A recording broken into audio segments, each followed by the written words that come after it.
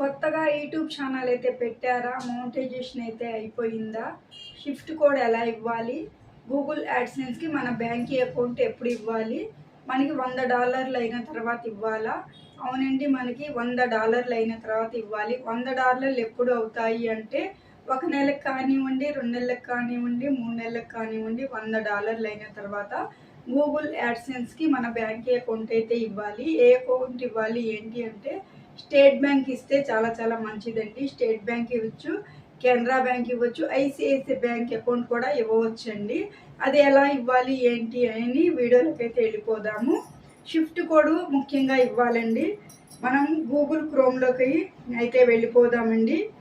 Google క్రోమ్లోకి వెళ్ళిన తర్వాత ఇక్కడ యాడ్సెన్స్ అని సెర్చ్ అయితే చేయాలండి. సెర్చ్ చేసిన తర్వాత గూగుల్ యాడ్సెన్స్ అయితే ఓపెన్ అవుతుందండి.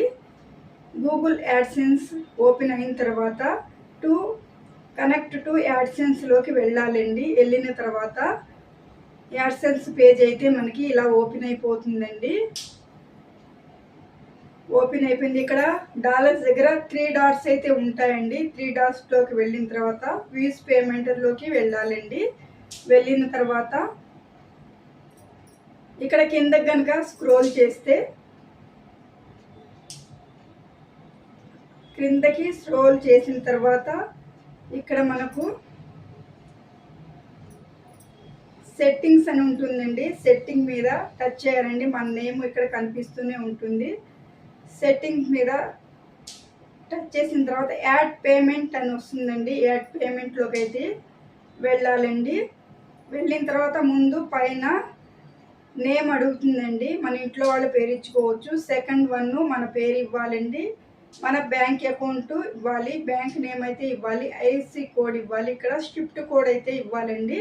మన దగ్గరలో ఉన్న మన బ్యాంక్కి వెళ్తే షిఫ్ట్ కోడ్ అయితే ఇస్తారండి. లేకపోతే గూగుల్లో సెర్చ్ చేసిన షిఫ్ట్ కోడ్ కనపడుతుందండి. అకౌంట్ నెంబర్ ఇవ్వాలండి. ఇచ్చిన తర్వాత కింద కూడా 1కి 2 సార్లు చూసుకొని అకౌంట్ నెంబర్ అయితే ఇవ్వాలండి.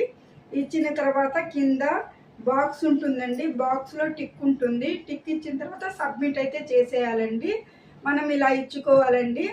గూగుల్ యాడ్సెన్స్కి మన అకౌంట్ ఎక్కువగా స్టేట్ బ్యాంక్ ఇస్తే చక్కగా ఏ ఇబ్బందులు లేకుండా అమౌంట్ అయితే మన అకౌంట్లోకి ట్రాన్స్ఫర్ అయిపోతాయండి. ఎప్పుడు మన అకౌంట్లోకి డాలర్స్ అయితే వస్తాయండి. 15వ తారీఖు నుండి 16వ తారీఖు వరకు డాలర్స్ అయితే వస్తాయండి.